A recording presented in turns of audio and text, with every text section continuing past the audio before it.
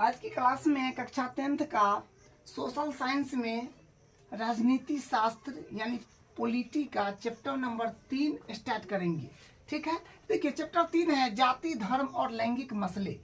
तो जाति धर्म और लैंगिक मसले में हम लोग सबसे पहले लैंगिक मसले पढ़ेंगे, उसके बाद धर्म पढ़ेंगे, उसके बाद जाति पढ़ेंगे। तो देखिए यहाँ पर जो अपना टॉपिक होगा सबसे पहले लैंगिक मसले और राजनीति। पहला टॉपिक होगा राजनीतिक मसले और राजनीति। राजनीति का मतलब होता है कि देश में क्या चलना चाहिए, क्या चल रहा है, ये सब जो है राजनीति होगा। देखिए राजनीति में बहुत बड़े मुद्दा है जाति धर्म और लिंग का। ठीक है, जाति धर्म और लिंग का राजनीति में बहुत बड़े मुद्दा है, क्योंकि जो जाति का लोग है जो क्या बोलते हैं अल्पसंख्यक है, पिछड़ा जाति है, उसके लिए अधिकार जो है थोड़ा ज़्यादा होना चाहिए, उसको देख रेख तनी ज़्यादा होना चाहिए, सुविधाओं का लाभ उसको तनी ज़्यादा मिलना चाहिए।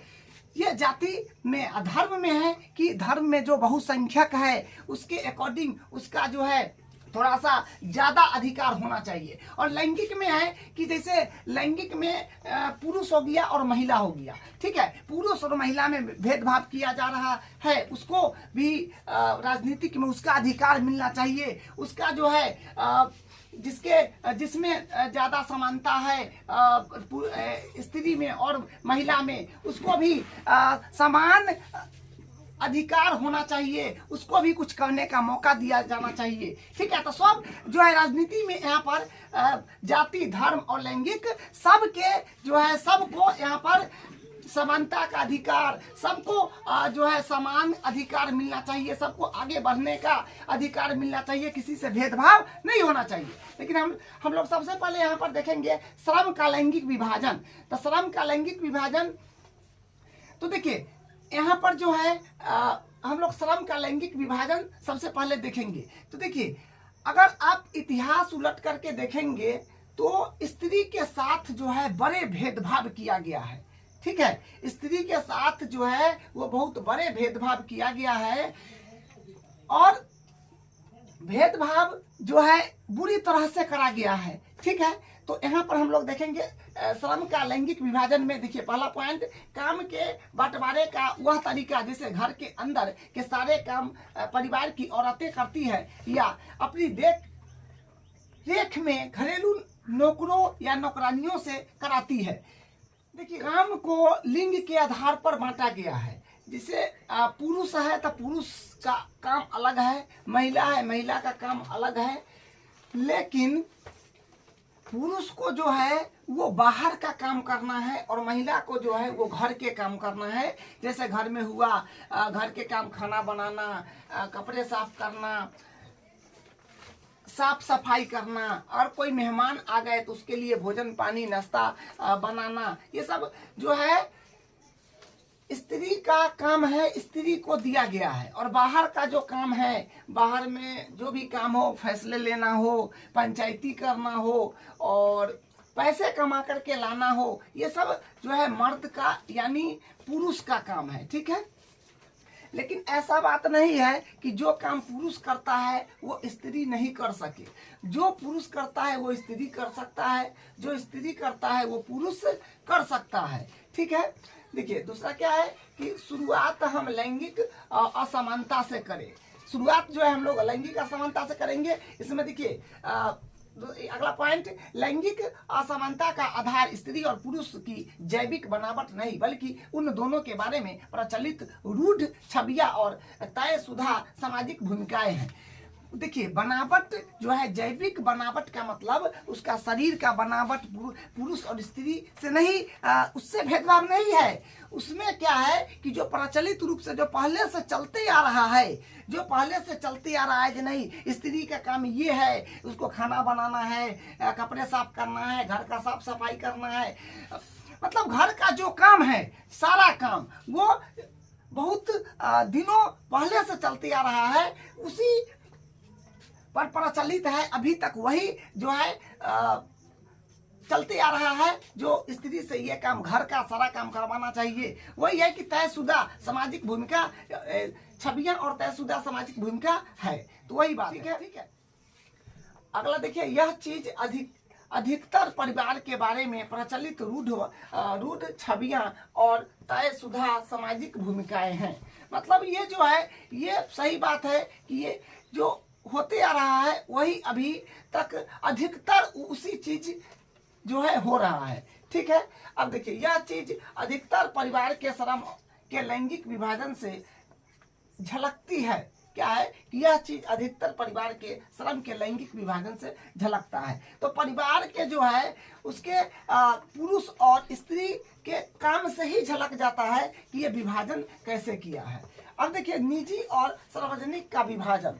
निजी और सार्वजनिक का विभाजन, औरतें घर के अंदर का सारा काम काज जैसे खाना बनाना, सफाई करना, कपड़े धोना और बच्चे को देखभाल करना आदि करती है, जबकि मर्द घर के बाहर का काम करता है। मतलब चारदीवारी के अंदर का जितना काम होता है वो औरतें करते हैं, और चारदीवारी के बाहर का काम होता है, यानी घर के बाहर का काम होता है, वो सारा काम पुरुष करते हैं। वही है कि औरतें घर के अंदर का सारा काम काज जैसे खाना बनाना, सफाई करना, कपड़े धोना और बच्चे को देखभाल करना आदि करती है, जबकि मर्द घर के बाहर का काम करते हैं, ठीक है। देखिए, अगला पॉइंट है, ऐसा नहीं है कि मर्द ये सारे काम नहीं कर सकते। दरअसल वे सोचते हैं कि ऐसे कामों को करना औरतें को जिम्मे है। देखिए, बात ये है कि जो काम स्त्री करती है, औरतें करती हैं, वो काम पुरुष कर सकते हैं। वो काम जो है पुरुष बिल्कुल कर सकते हैं, लेकिन वो पुरुष क्या सोचते हैं कि नहीं, ये औरतें के जिम्मे हैं, ये औरत ही करेंगे, उसी के काम है, ये करना उसी का काम है, ये सोचते हैं कौन, मर्द, कि वो औरतें करेंगे। लेकिन ये ऐसा बिल्कुल भी नहीं है। अगर आप बड़े बड़े रेस्टोरेंट में जाएंगे या ढाबा में जाएंगे तो वहाँ पर देखेंगे आप कि क्या है कि पुरुष जो है खाना बनाता है, पुरुष क्या करता है, वहाँ साफ सफाई करता है। अगर मान लीजिए कि कोई बड़ा फंक्शन है, शादी विवाह भवन में है, तो वहाँ पर वेटर है, तो वेटर क्या करता है, खाना परसता है, खाना खिलाता है। लेकिन वही घर में कह दीजिए कि एक गिलास पानी देने के लिए, तो उसको दिक्कत हो जाता है, ठीक है। तो ऐसा बात बिल्कुल भी नहीं है कि जो काम स्त्री करती है वो पुरुष नहीं कर सकते, वो दोनों कर सकते हैं, ठीक है। अब देखिए, अगला पॉइंट है, मनुष्य जाति की आबादी में औरतों का हिस्सा आधा है, पर सार्वजनिक जीवन से खासकर राजनीति में उनकी भूमिका नगण्य है। हाँ, देखिए क्या बोला है कि मनुष्य जाति की आबादी में, मनुष्य जो है जाति की आबादी में औरत का हिस्सा आधा है। मनुष्य से आधा है किसका, औरत का हिस्सा, और सार्वजनिक जीवन में खासकर राजनीति में अपनी भूमिका नगण्य है। मतलब राजनीति में जो है उनका भूमिका बिल्कुल नगण्य है, ठीक है। जब से भारत आजाद हुआ है तो क्या हुआ है कि भारत का मुख्यमंत्री महिला बन सकती है, राज्यपाल बन सकती है, प्रधानमंत्री महिला बन सकती है, राष्ट्रपति महिला बन सकती है, महिला शिक्षक बन सकती है, महिला डॉक्टर बन सकती है, महिला इंजीनियर बन सकती है, महिला बड़े बिजनेसमैन बन सकती है, महिला बहुत बड़े प्रबंधक बन सकती है। मतलब बहुत बड़ा बड़ा चीज और बहुत छोटा छोटा चीज भी महिला कर सकती है, ठीक है। तो लेकिन वहाँ पर क्या होता है कि जो स्त्री है, औरतें हैं, यानी लड़की है, उसको क्या घर का परिवार उसको प्रशिक्षा देना नहीं चाहता है, उसको पढ़ाना नहीं चाहता है, उसको सोचता है कि अरे घर का काम उम करेगा वही हो जाएगा, उसको शादी ब्याह कर देंगे, अपना घर जाएगा। और क्या होता है कि शादी ब्याह करना है, उसमें खर्च है, इसके कारण जो है लड़की को पढ़ाता नहीं है, उच्च शिक्षा नहीं दे पाता है। उसको अधिकतर परिवार है जो मैट्रिक इंटर करा करके छोड़ देता है, उसको उच्च शिक्षा कॉलेज में हायर लेवल का शिक्षा नहीं देता है, जिसके कारण क्या होता है कि औरतें जो है ऊंचे ऊंचे पद पर नहीं जा सके। अगर कोई मैट्रिक पास है, औरत कोई इंटर पास है, तो मैट्रिक और इंटर तक ही वाला ना काम कर सकता है। तो वही यहाँ पर बात ये सब हो सकता है।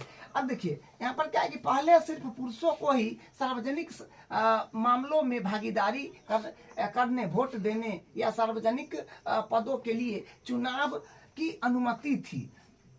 क्या है कि पहले सिर्फ पुरुषों को ही सार्वजनिक मामलों में भागीदारी करने, वोट देने का, सार्वजनिक पदों के लिए चुनाव की अनुमति थी। देखिए संविधान में क्या है कि इसको डाला गया कि पुरुष भी वोट कर सकता है, पुरुष भी सार्वजनिक जीवन में भागीदारी ले सकता है। पुरुष जो है वो जो स्त्री पुरुष जो है जिस क्या बोलते हैं कि पुरुष देखिए क्या यहाँ पर क्या बोला है कि पहले सिर्फ पुरुषों को ही सार्वजनिक मामलों में भागीदारी करने, वोट देने या सार्वजनिक पदों के लिए चुनाव की अनुमति थी। कहने का मतलब ये बात है कि पहले के समय में ये बात था कि पुरुष यानी लड़का ही, जो पुरुष है वही वोट दे सकता है, कोई सार्वजनिक मामला में भागीदारी ले सकता है, कोई भी काम जो है बाहर का वो सिर्फ पुरुष ही कर सकता है। और सबसे खास बात कि वोट भी पुरुष दे सकता है, महिला वोट नहीं दे सकता है। ठीक है। धीरे धीरे राजनीति में लैंगिक मुद्दे उभरे। दुनिया के अलग अलग हिस्सों में औरतों ने अपने संगठन बनाए और बराबरी के अधिकार हासिल करने के लिए आंदोलन किए। क्या है कि धीरे धीरे राजनीति में लैंगिक मुद्दे उभरे। राजनीतिक में जो है लैंगिक मुद्दे उभरे। लैंगिक मुद्दा के मतलब स्त्री और पुरुष का जो मुद्दा है, बातचीत है, वो होने लगा, उभरे। दुनिया के अलग अलग हिस्सों में औरतों ने अपने संगठन बनाए और बराबरी के अधिकार हासिल करने के लिए आंदोलन किए। मतलब जो है लैंगिक मुद्दा पर जो है उभरे और आंदोलन करना शुरू कर दिए कि नहीं, पुरुष को भी और महिला को भी बराबर हिस्सेदारी होना चाहिए, क्योंकि जो काम पुरुष कर सकता है वो महिला भी कर सकती है, जो महिला कर सकता है वो पुरुष भी कर सकती है। तो भागीदारी जो है दोनों का अलग अलग क्यों, भागीदारी समान होना चाहिए। तो ये आंदोलन शुरू कर दिया अलग अलग दुनिया के अलग अलग हिस्सों में। ठीक है। औरतें संगठन बना करके ये आंदोलन शुरू कर दिया। अब देखिए अगला, इन आंदोलन में महिलाओं के और ये आंदोलन हुआ, ये आंदोलन करा, तो ये आंदोलन में महिलाओं के क्या क्या हुआ। देखिए पहला, राजनीतिक और वैधानिक दर्जे को ऊंचा उठाने। क्या हुआ? पहला कि राजनीतिक और वैधानिक दर्जे को ऊंचा उठाने। राजनीतिक मतलब राजनीतिक में प्रत्येक पुरुष है वो इंजीनियर बन सके, डॉक्टर बन सके, बड़े बिजनेसमैन बन सके, वो प्रधानमंत्री बन सके, राष्ट्रपति बन सके। कौन? औरतें। वो संविधान में लिखित होना चाहिए, वो एक वैधानिक दर्जे को ऊंचा उठाए। ठीक है। उठाने के लिए बोल रहा था कि ये चीज संविधान में लिखा होना चाहिए। दूसरा पॉइंट है उनके लिए शिक्षा तथा रोजगार के अवसर बढ़ाने की मांग। उनके लिए भी शिक्षा और अधिकार, उनके लिए भी शिक्षा तथा रोजगार के अवसर बढ़ाने की मांग किया गया कि स्त्री को भी उच्च शिक्षा मिलना चाहिए, स्त्री को भी रोजगार मिलना चाहिए। ये अवसर का बढ़ाने का मांग उठाया। उसके बाद देखिए क्या किया, औरतों के व्यक्तिगत और पारिवारिक जीवन में भी बराबरी की मांग उठाई। क्या है कि औरतों के व्यक्तिगत और पारिवारिक जीवन में भी बराबरी की मांग उठाई। अगर व्यक्तिगत जीवन में भी अब हम लोग जहाँ जी रहे हैं वहां पर भी उसको पारिवारिक जीवन में बराबरी का मांग उठाना बहुत जरूरी है, इसलिए बोला कि बराबरी का मांग उठाई जाए। अगला देखिए, इन आंदोलनों को नारीवादी आंदोलन कहते हैं। ये जो हुआ आंदोलन, इस आंदोलन को हम लोग नारीवादी आंदोलन कहेंगे, जो नारी के द्वारा अपने मांग किया, जो हिस्सेदारी बराबर होना चाहिए, नारी आंदोलन किया, उस नारी द्वारा आंदोलन करी गई, उस आंदोलन को हम लोग नारीवादी आंदोलन कहते हैं। देखिए अब अगला, नारीवादी क्या होता है? नारीवादी तो औरतों और मर्द के समान अधिकारों और अवसरों में विश्वास करने वाली महिला या पुरुष। क्या है कि औरतों और मर्द के समान अधिकार और अवसरों में विश्वास करने वाली महिला या पुरुष, मतलब समान अधिकार में क्या है कि विश्वास करना चाहिए किसको? औरत और मर्द दोनों को। ठीक है, विश्वास होना चाहिए। अगला देखिए, आज हम वैज्ञानिक, डॉक्टर, इंजीनियर, प्रबंधक का मतलब होता है मैनेजर, बड़े बड़े, जैसे एक बैंक है, बैंक का जो बड़े लोग होते हैं जो बैंक में रहते हैं उसको प्रबंधक यानी मैनेजर बोलते हैं। कॉलेज में भी वो पढ़ाई कर सके, जॉब ले सके, और विश्वविद्यालय शिक्षक जैसे पेशों से बहुत सी औरतों को पाते हैं, जबकि इन कामों को महिलाओं के लायक नहीं माना जाता था। आज के युग में आप देख रहे हैं कि बैंक में जाएंगे तो लेडीज कार्यकर्ता मिलेंगे, वहां पर स्कूल जाएंगे तो स्कूल में भी स्त्री जो है मैडम मिलेंगे, हाई स्कूल में भी जाएंगे तो वहाँ पर लेडीज भी, शिक्षक शिक्षिका, हेड मास्टर जो है लेडीज भी हैं। तो आज देखने को मिलता है, लेकिन इस क्या है कि पहले के दौर में, पहले के समय में क्या था कि स्त्री को इस सब चीज का लायक नहीं बनाया गया था कि स्त्री ये काम नहीं कर सकता है, सिर्फ मर्द ही करेगा। लेकिन नहीं, आज के युग में सबको क्या है, बराबर का हिस्सेदारी मिला हुआ है। अब देखिए अगला, दुनिया के कुछ हिस्सों जैसे स्वीडन, नॉर्वे और फिनलैंड जैसे स्कैंडिनेवियाई देशों में सार्वजनिक जीवन में महिलाओं की भागीदारी का स्तर काफी ऊंचा है। ये सब देश जो आप देख रहे हैं, दुनिया के कुछ हिस्सा जैसे स्वीडन हो गया, नॉर्वे हो गया, फिनलैंड जैसे स्कैंडिनेवियाई देशों में सार्वजनिक जीवन में महिलाओं की भागीदारी काफी ऊंचा है। आपको वहां पर बड़े बड़े डॉक्टर देखने को मिलेगी महिला, बड़े बड़े इंजीनियर देखने को मिलेगी महिला, ठीक है, और बड़े बड़े जो है बिजनेसमैन आपको देखने को मिलेगी महिलाएं, ठीक है। तो क्या है कि ये जो है दुनिया के ये सबसे सर्वश्रेष्ठ हिस्सा में ये इसका ऊंचा पद मिला हुआ है। लेकिन आज के युग में सभी देश में महिलाओं को अधिकार दिया गया है। अब देखिए अगला, हमारा समाज आज भी पितृ प्रधान है। हमारा समाज आज भी पितृ प्रधान है।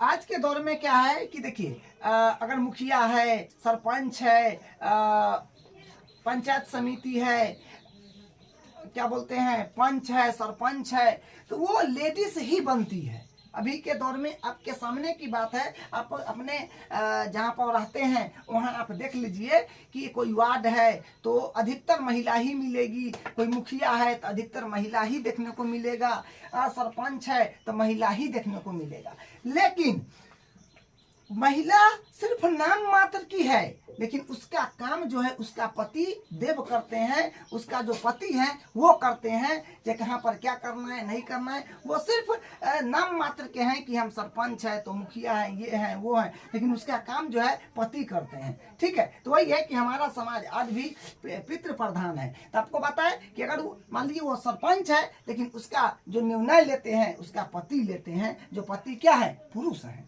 ठीक है। तो वही है कि हमारा समाज आज भी पितृ प्रधान है। अब देखिए, औरतें के साथ अभी भी कई तरह के भेदभाव होते हैं, उनका दमन होता है। महिलाओं में साक्षरता की दर अब भी मात्र 54% है। मतलब पूरे महिला में जितना महिला होगा उतना में 54% है, जबकि पुरुष के 76% है। लेकिन जितना पुरुष है उसमें 76% जो है वो क्या है, शिक्षित है, और पूरे पुरुष में क्या है, 54% जो है वो शिक्षित है, ठीक है। अब देखिए, इस प्रकार स्कूल पास करने वाली लड़कियां की एक सीमित संख्या ही उच्च शिक्षा की ओर कदम बढ़ा पाते हैं। देखिए बड़ी इंपॉर्टेंट लाइन है, क्या कर रहा है कि सीमित संख्या ही उच्च शिक्षा की ओर कदम बढ़ा पाते हैं।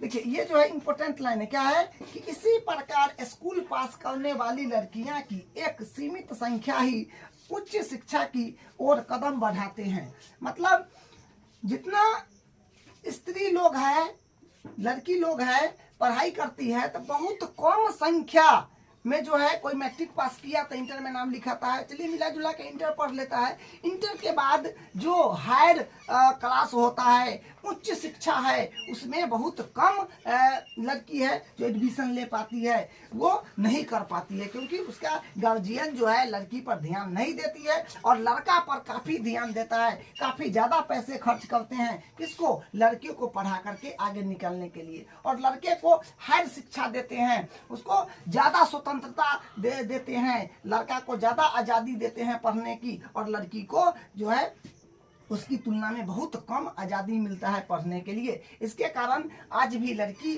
जो है क्या है, शिक्षित कम है। ठीक है, इसका और कुछ बात है वो लिखते हैं तो फिर आपको बताएंगे। अब अगला पॉइंट देखिए क्या है कि जब हम स्कूली परीक्षाओं के परिणाम पर गौर करते हैं तो देखते हैं कि कई जगह लड़कियां ने बाजी मार ली है और कई जगहों पर उनका प्रदर्शन लड़कों से बेहतर नहीं तो कमतगर भी नहीं है।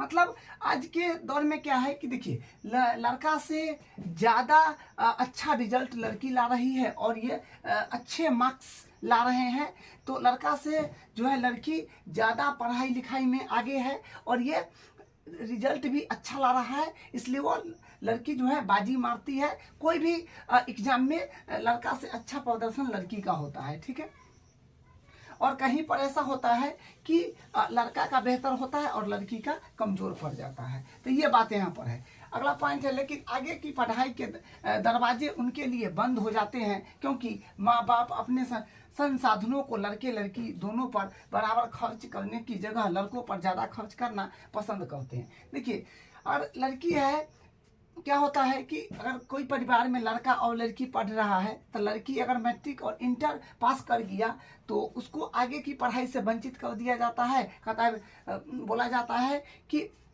मतलब उसको आगे की पढ़ाई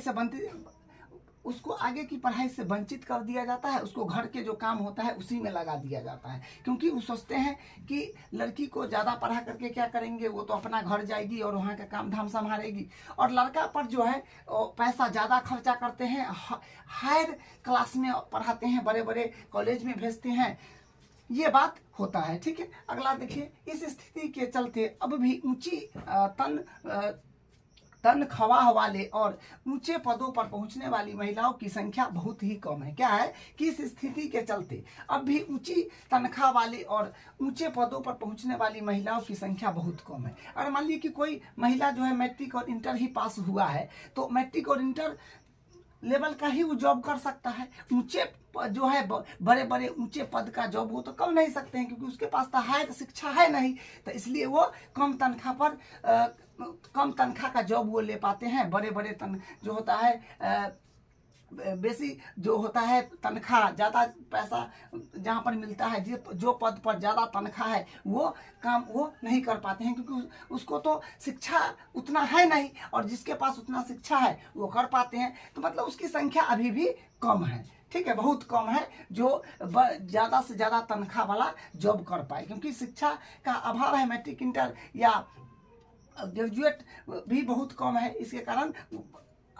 शिक्षा कम है, हायर शिक्षा नहीं होने के कारण वो जो है ऊंची तनख्वाह नहीं उठा पाते हैं। अगला देखिए क्या है कि भारत में औसतन एक स्त्री एक पुरुष की तुलना में रोजाना 1 घंटा ज़्यादा काम करती है, पर उसको ज़्यादातर काम के लिए पैसे नहीं मिलते हैं, इसलिए अब अक्सर उसके काम को मूल्यवान नहीं माना जाता है। मतलब देखिए क्या है, कहा जा रहा है कि पुरुष से 1 घंटा ज़्यादा महिला काम करता है और फिर भी महिला को पैसा कम मिलता है, इसलिए महिला को काम को मूल्यवान नहीं माना जाता है। ठीक है, अगला देखिए, समान मजदूरी से संबंधित अधिनियम में कहा गया है कि समान काम के लिए समान मजदूरी दी जाएगी।